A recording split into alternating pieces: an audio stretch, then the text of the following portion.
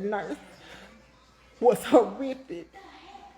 I remember calling a doctor one night, and mind you, we as nurses sit in this pit for 12 hours. The only time that we in full gear, the only time we leave that room is if we go to the bathroom or we go on our 30-minute lunch break. I remember this man bleeding profusely, and I remember calling the doctors that was there. Y'all, to have a doctor tell me we don't come in those COVID rooms, I'm like, what? Y'all, the doctors don't even step foot in those COVID rooms to see those patients. I was there almost a month. I never once saw a doctor come in that room because they were COVID positive. Y'all, I feel like the treatment that those patients there are getting, when I say it did something to me, I literally, the first hour of my drive home, just cried. I had never experienced anything like that before in my entire life, ever. Doctors would not. We as nurses, it's okay for us to be exposed. But you as doctors, you do not even come in there. You can't get exposed, but we can. And y'all making all the money. Okay. I don't know if it's not being, to me, New York, it wasn't a state, a city that didn't know what was going on in New York. Why is Texas not being broadcast like that? Texas has surpassed New York. We had 4 freezer trucks. 4 that had to show up because it was so many people dying. Like, you dread doing CPR on these patients because you know they not gonna make it. Y'all, I felt like I was tortured. I called home about a week ago. I talked to my best friend,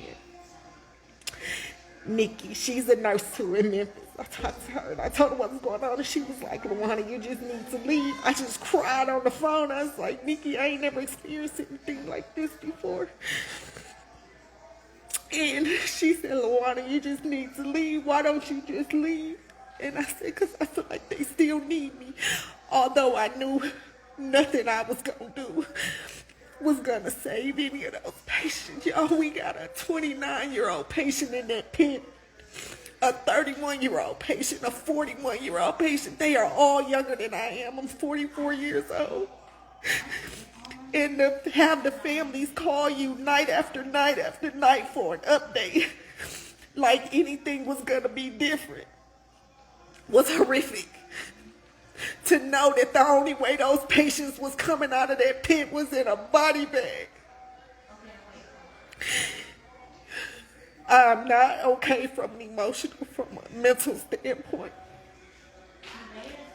Out of my whole career, I have been doing COVID assignments since April. So this was my 5th COVID assignment.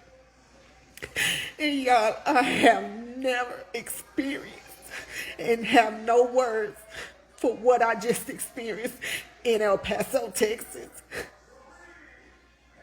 If those doctors there would aggressively treat those patients from the beginning, a lot more would make it.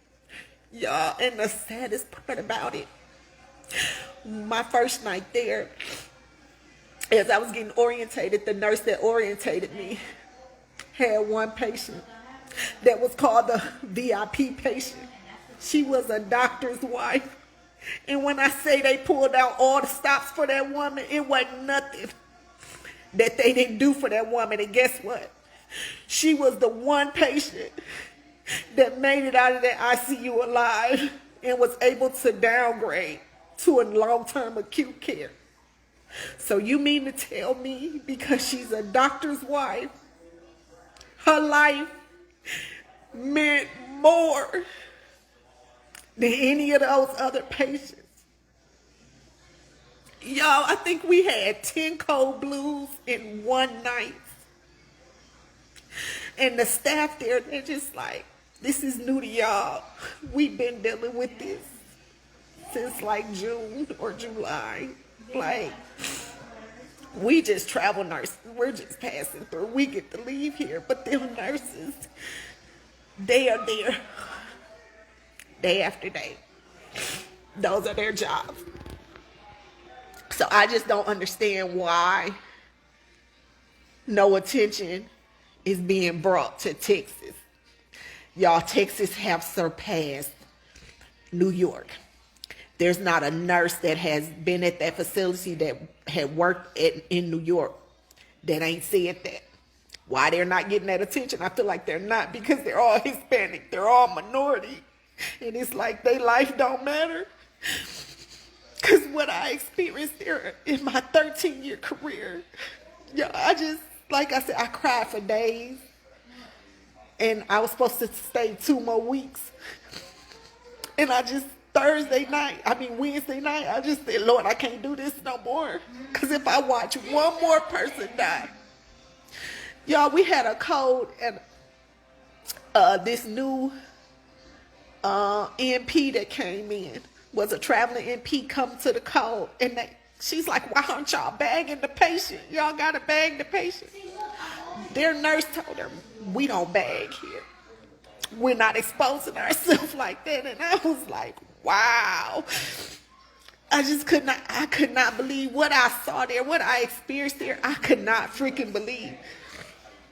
You doing CPR on a patient and you don't bag them because you scared of the exposure? Like, I understand, like, I'm scared to death now.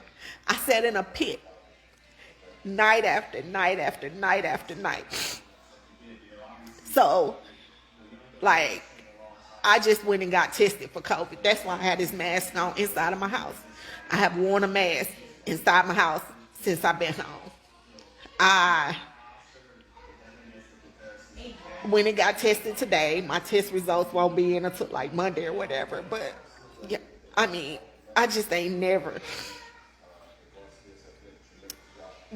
I'm like, how do you not bag them?